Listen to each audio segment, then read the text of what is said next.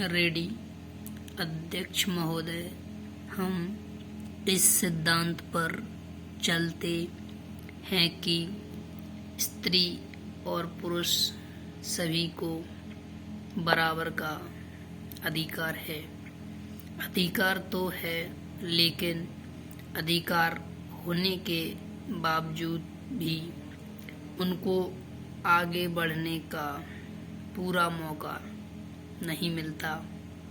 प्रत्येक व्यक्ति को मौका मिलना चाहिए कि वह आगे बढ़ सके, उन्नति कर सके जितनी की उसमें योग्यता हो। यदि कोई योग्य भी हो तो उसको मौका नहीं मिलता है।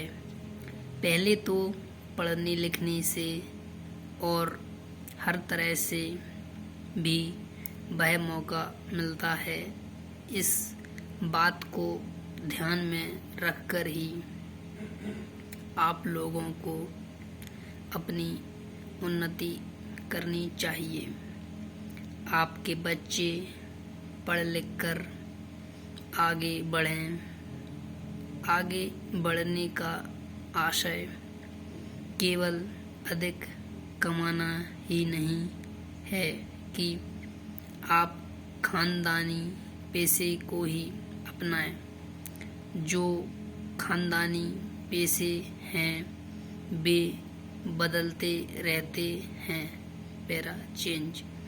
सबसे अच्छी बात तो यह है कि आपका रहने का घर ठीक हो और उसके बाद पढ़ाई हो। यदि ये बातें हो तो धीरे धीरे आपका सारा ढंग बदल जाएगा। आप भी दिल्ली के नागरिक हो जिनकी हर जगह मान्यता हो, क्योंकि आप भी बहुत ज़रूरी काम करते हैं। यह ना हो कि आप लोगों को कम समझा जाए और आप लोगों की फिक्र ना की जाए। यह तो हम गलती करेंगे। हमें इस देश को बड़ा बनाना है। हमें इस देश को ऊंचा देश बनाना है।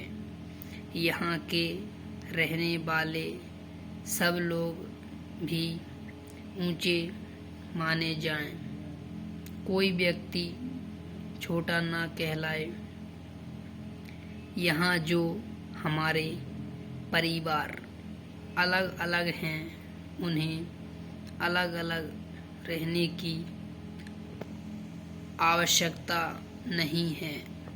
सब लोग पढ़ लिख कर तरक्की करें और आगे ही बढ़ते जाएं। सफाई का काम सफाई से हो, जिसे विभिन्न प्रकार से विज्ञान के द्वारा किया जा सकता है। वह पुराने ढंग से नहीं होना चाहिए। सफाई का काम सफाई से हो सकता है।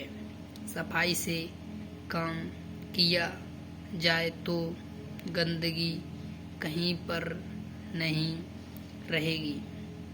मुझे दुख होता है कि हमें स्वतंत्रता प्राप्त किए हुए 50 साल हो गए हैं। इस समय में हमने बहुत काम किए हैं।